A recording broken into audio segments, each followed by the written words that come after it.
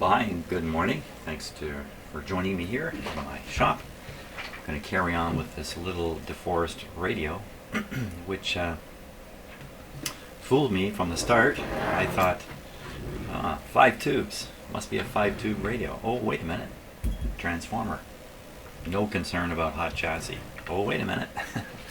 Took a look at the schematic, and guess what? It still has the heaters in series through here, and still has a connection between the chassis and the power line through a capacitor. So live chassis, I'm not exactly sure, to be honest with you. I never feel 100% sure, and maybe that's a really good thing on my part, about a situation like this. I would much rather test the radio, convince myself one way or another, which I'm not going to do right now because I'm in the midst of replacing the capacitors, but eventually we will put a voltmeter on here. Now I'm pretty sure what I'm going to see is, if I read the chassis voltage against ground, when this is plugged into a regular outlet, not into an isolation transformer, I think I'm going to see about 50 volts on the meter. That's my guess. 50 volts without much oomph behind it. So if you were to touch the 50 volts and then ground yourself, you might get a little tingle. That's what I think is the case with this radio, even though it has a transformer. But this thing has another surprise. Went right past me. I missed what's missing. I missed what's missing in this radio. And what's missing is the tuning capacitor. There is no big tuning capacitor with the meshing plates in this radio. And that's mostly because I didn't spend a lot of time looking at the top here. I got fooled in the schematic too. Just, you know, I love pointing out my confusion. Yeah, maybe that's an element of confusion right there. So I looked at this coil, this tunable coil, and I interpreted this as the antenna, this part up here, and I could see the slug moving in and out, and my eye just did not look a wee bit further and see that. Look, there's a whole apparatus here, and there's two slugs moving in there, and there's no tuning capacitor. So this is a inductance tuned radio, a little bit unusual. Here, let's take a little bit of a closer look at it. Really quite unusual. Usually you find this in a higher end, sometimes in communications receivers that require very linear operation, a linear tuning. So here's the one coil here. And there's the rod. I'm going to go tune it. Let me tune it. There you can see it moving quite a bit, quite dramatic. It's very nice tuning, by the way. Feels nice. Betcha there's a string down in there somewhere. But it may actually be a cog and rail arrangement. I can't quite see in there what it is. Kind of buried down in here. Oh, there's a string. That looked like a string moving in there.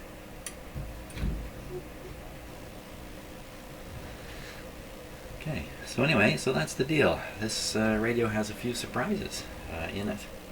And by the way, if you're wondering, well, if the tubes are in series, the heaters are in series, then well, what do you even need a transformer for? The transformer is producing a higher level of oh, son of a gun, I just realized I had the wrong camera going. Ah! Son of a gun. Let me just make a quick close-up then. See, when you look up at my computer screen, you can see one camera image on one side and the other camera image on the other side. And what I sometimes do is I look at the wrong image up there. I think that's the one you guys are seeing, and it's not. Carry on. So anyway, down in there is a lower coil. There. If I tune it here, you can really see the slug pulling out again. So there we go. Now you've seen it the way I intended it.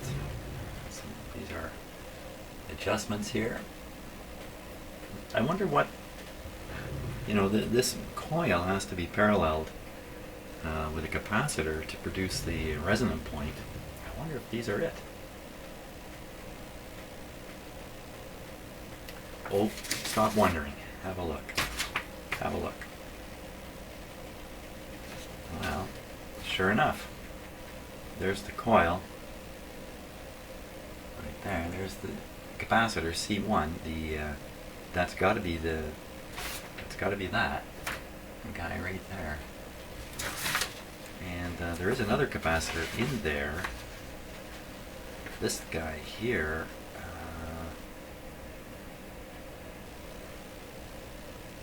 It says 500 on it. 500. It means 500 picofarads. Condenser capacity is shown in millifarads, microfarads.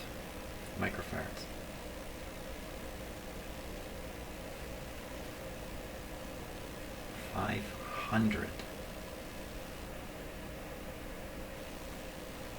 Okay, I don't know what to make of that. I don't think that's a 500 microfarad capacitor there. C8.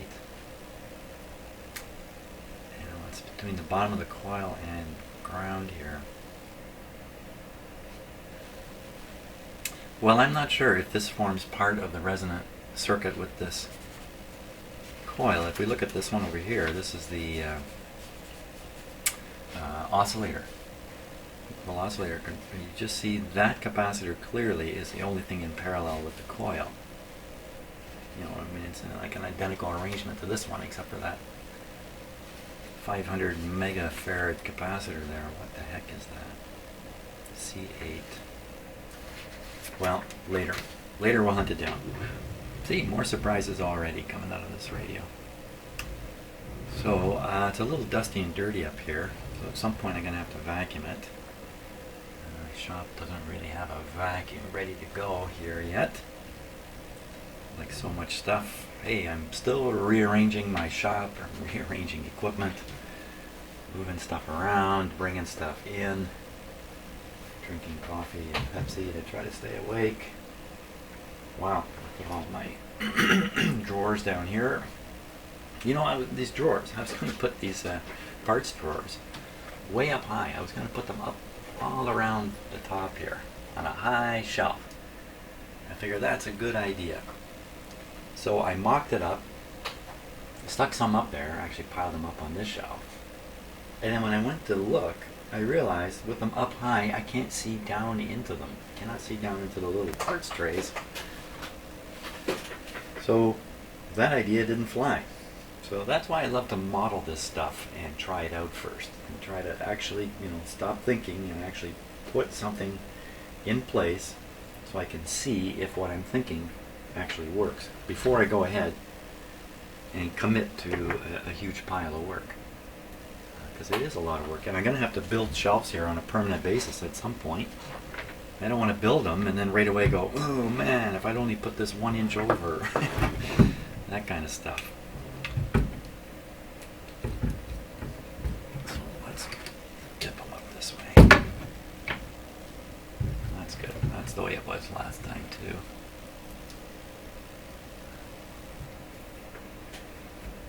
Okay. Now, a couple more capacitors to do. Well, let's just keep going from top down. That's kind of how I decided to approach this. From the top down. And I'm just going to tune up the focus here on the camera. Just bear with me here a moment. I do lots of clicking.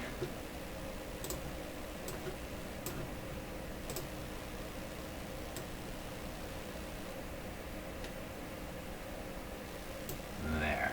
See, the autofocus actually misses all the time because it's going to grab something in the background. It's almost never going to focus on exactly what I want, so I am forever using manual focus. Okay, now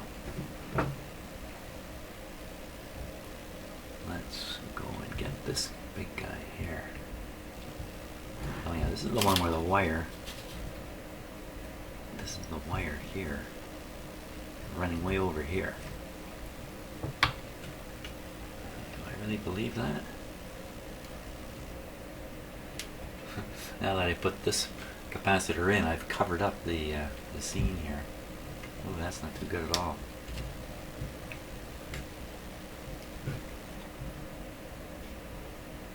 But I do remember thinking that this was the wire here. Huh.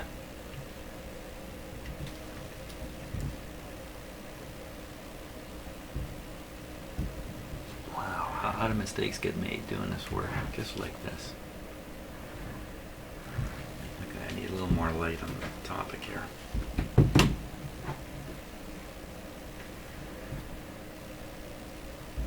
Now I can see pretty clearly.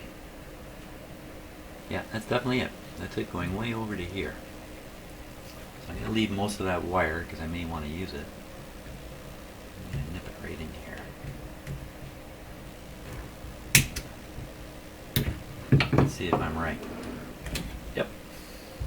Got it. On the other hand,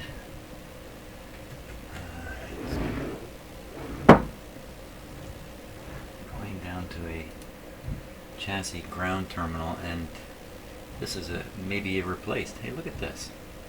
This has got a, can you see that? It's got a resolder point down there.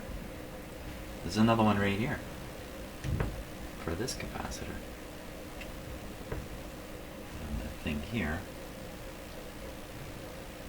So either that's somebody performing tests on the radio by interrupting parts of the circuit and then seeing what happens.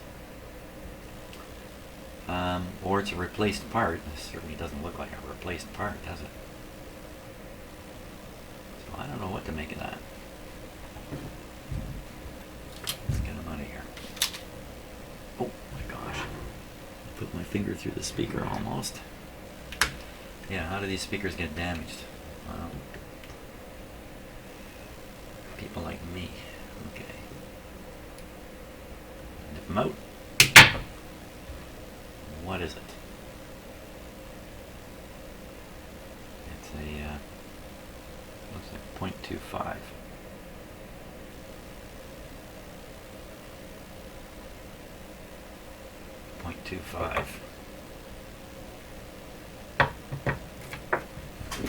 A 0.25.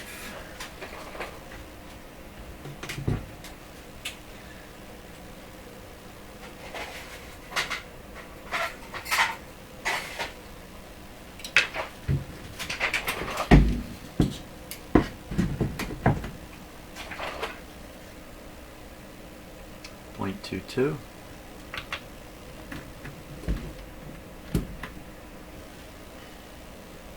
It's got a long wire on it because I've used it once before, I think, and then I realized it's not the right size capacitor and took it out. That might be handy. Put them in like that. Bring the wire right over to here. I won't need this length of wire here. But we'll leave it. I won't cut it away. If I cut it away, next thing you know, I won't remember.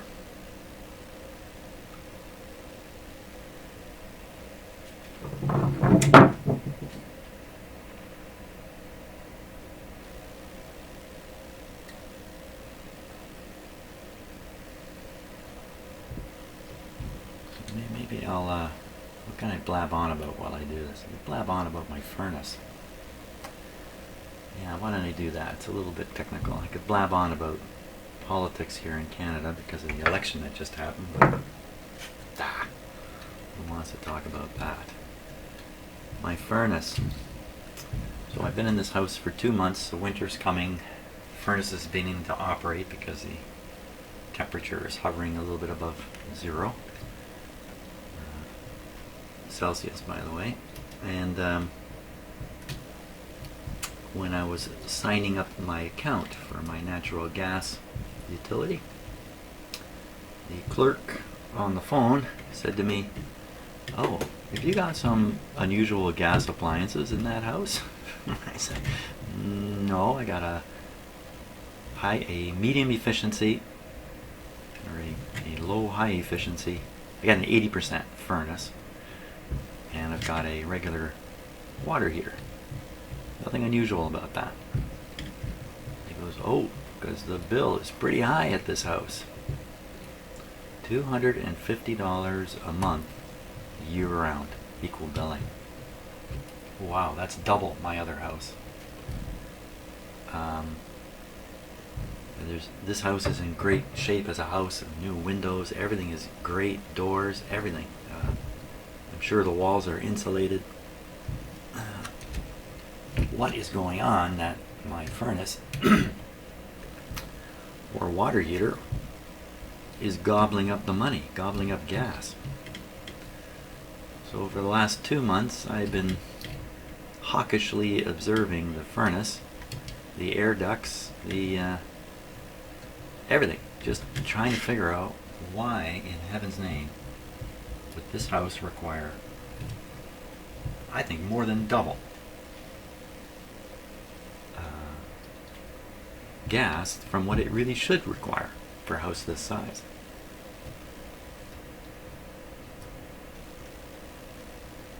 So I found a few minor things. The basement has, there we go. Basement has dropped ceilings all over the place. And air vents coming out of those ceilings. And what's happened is the air vent was positioned when the house was built. There was no drop ceiling. They dropped the ceiling down below the air vent, cut a hole in the drop ceiling for the air to come out, and stick a grate over it so it all looks normal. But in fact, up in behind that grate, the air vent is not connected to the grate. If you look at these things, they really are supposed to connect in an almost airtight way. So hot air coming out of the furnace is forced through the vent and out into the room, so you don't lose air up above the ceiling. But in this house, down here, down in the lower level, not all, but most of those air vents have a 1 to 2 inch gap. A couple of them, I think the owner had run out and replaced them just before he sold the house to try to make things look a little nicer, just to put a new vent cover on. They're really completely inappropriate vent covers. So some of the furnace air was leaking up into the ceiling, but I can't imagine that would result in a doubling of the gas consumption in this furnace. So luckily the owner did something I've been very bad at all my life, but he was good at it. He kept every service manual, installation manual, everything for this house. So every appliance, I've got the detailed manuals, including for the furnace. I don't know much about furnaces, but I do now after reading a lot and using the internet. Same way you're using it to find my videos, I'm using it to find furnace videos. And I learned that the furnace I've got here is a 2-stage furnace. Now my last house had a 1960s gas furnace in it. Basically it's on and off and nothing fancy about it. That's called an atmospheric furnace because the burner is open to the atmosphere, whereas in my furnace here, the burner is fed by a blower. Oh, a big drop of solder just fell off and went who knows where down into the radiator. Now, look at all that.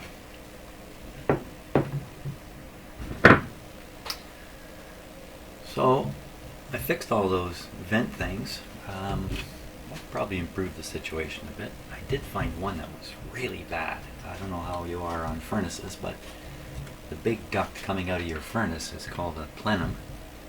At least I call it the plenum, the big square duct. And then off that big square runner, that rectangular pipe that runs usually the length of your basement almost, are ducts that run to each room. Come on. They're usually in a smaller pipe, like a 4-inch pipe. And if your system has been really well designed, all these dimensions have been taken into account, and so that there is a net balance of air flowing to all the rooms in your house.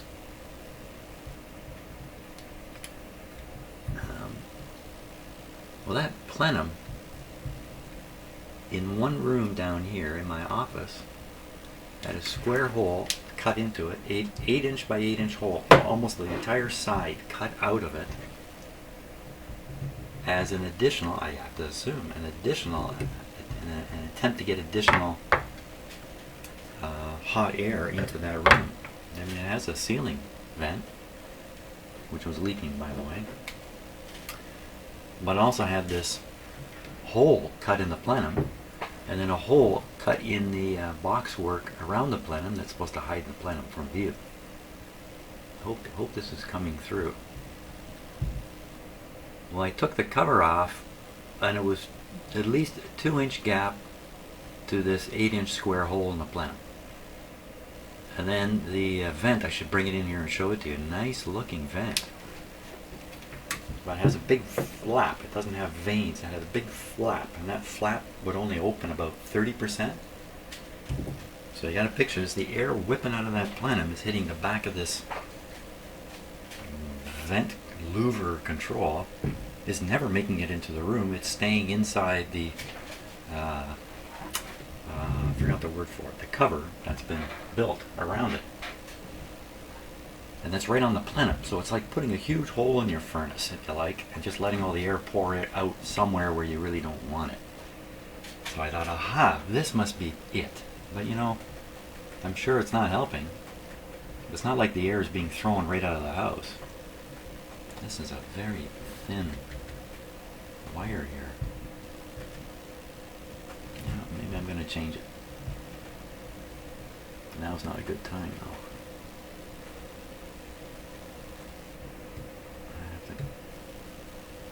Yeah. Let's stick with it.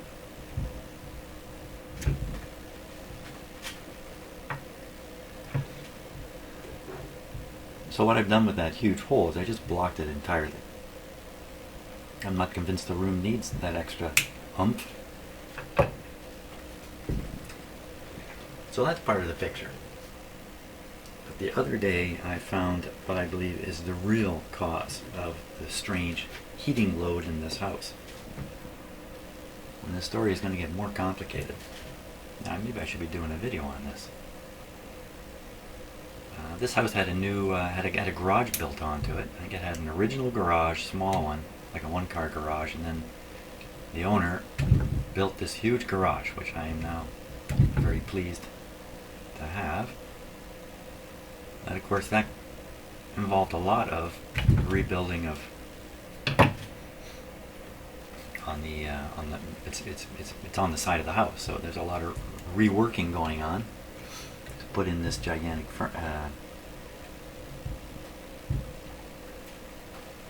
garage.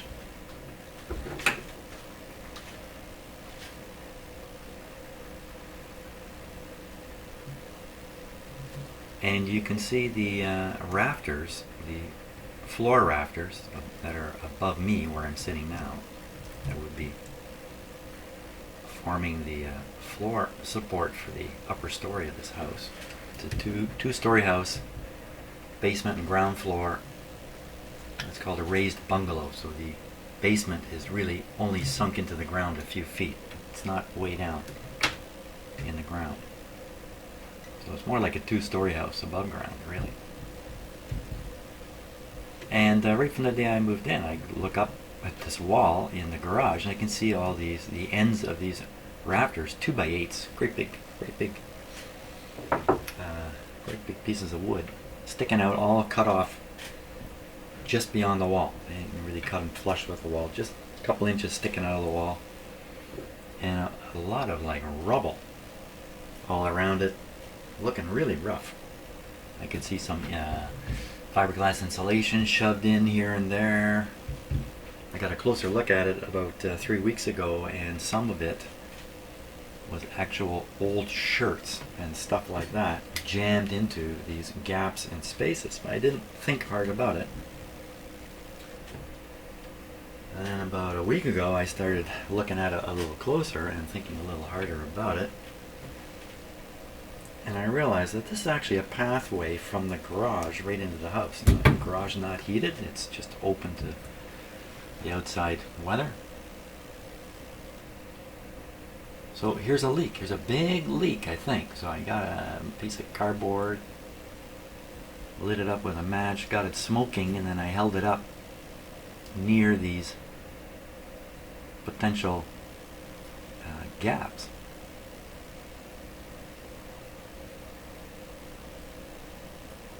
Come on. Just like the smoke you see going up from my soldering iron. How about there? The smoke disappeared into these gaps, and we're obviously heading into the house. Into the house above the drop ceilings in the basement. That's where the rafters are, of course. Aha! So there's been cold air getting into the house, and in such a way that you wouldn't really notice it. You know, your furnace is automatically gonna overcome any of that kind of air and heat your house up. You won't really feel it, you know, until you go to pay the bill. But then yesterday, I found the real culprit. Let's take a look at the furnace and how the cold air return system is done.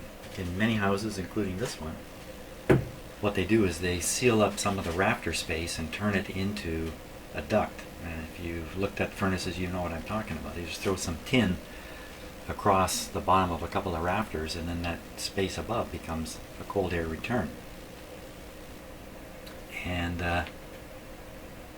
wouldn't you know it, one of those rafter spaces is one of the rafter spaces that goes right out to the garage, and it was clearly leaking. So it looks to me like the furnace cold air return is basically connected to the garage by accident.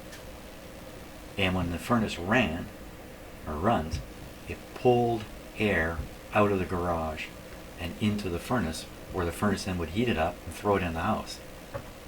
Now what would I notice about that? Or what would a homeowner notice about that? You probably wouldn't notice a thing until you get this big bill.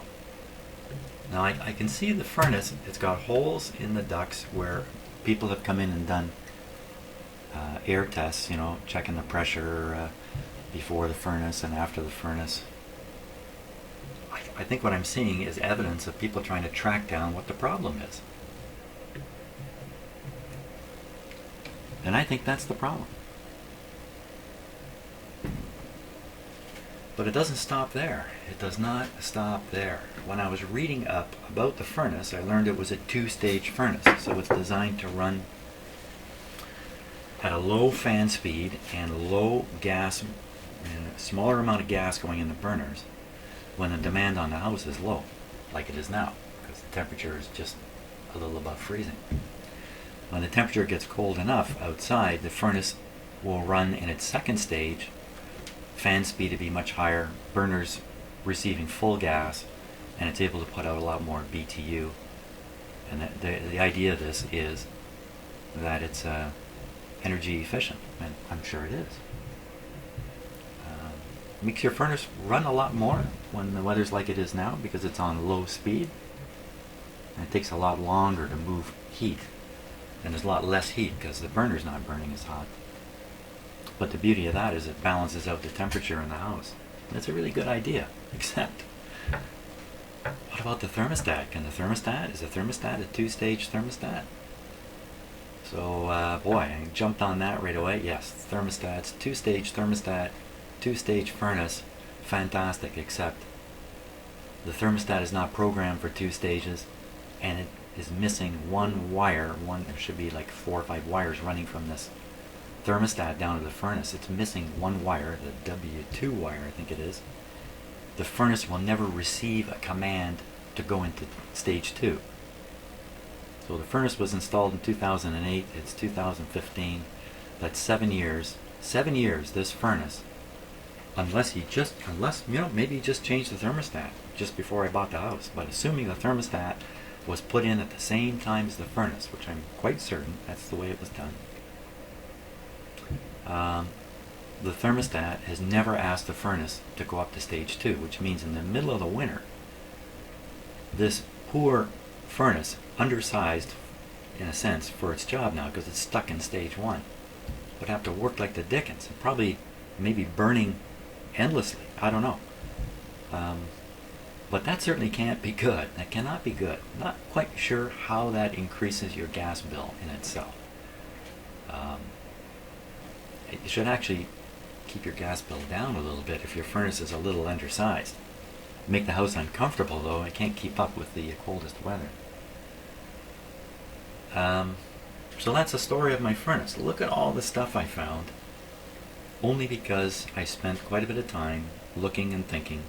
I don't know anything about furnaces, but like anybody, I know a little bit about how air moves, for crying out loud.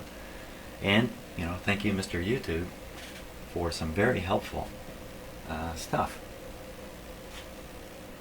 So I think that's the state. I think people have come in, done their tests, looked the system over, scratched their heads, can't get a grip on why it would be so expensive. That's the story. That's my story. Now, since I've been talking this whole time, which means only a small portion of my brain has been applied to the work, I better just double check everything here. Let me be sure that I've done the right thing. Good. Okay. So there we go. Story of the furnace. I should really do a video on it and show all this stuff. Who's next? I should do this guy next. Yeah, I think that'll be my next one.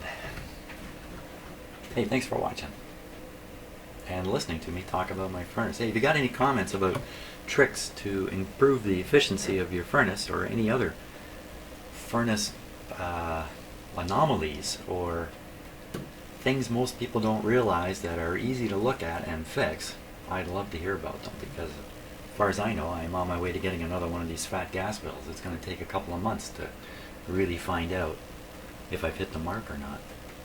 I'll say one last thing. The furnace has gone from running almost continuously already to running fairly sparsely, just with me blocking these holes that are in the wall out to the garage. So maybe I did get the mark. I hit the mark. Anyway, thanks for watching, and see you on the next video. We'll just go after the next capacitor here.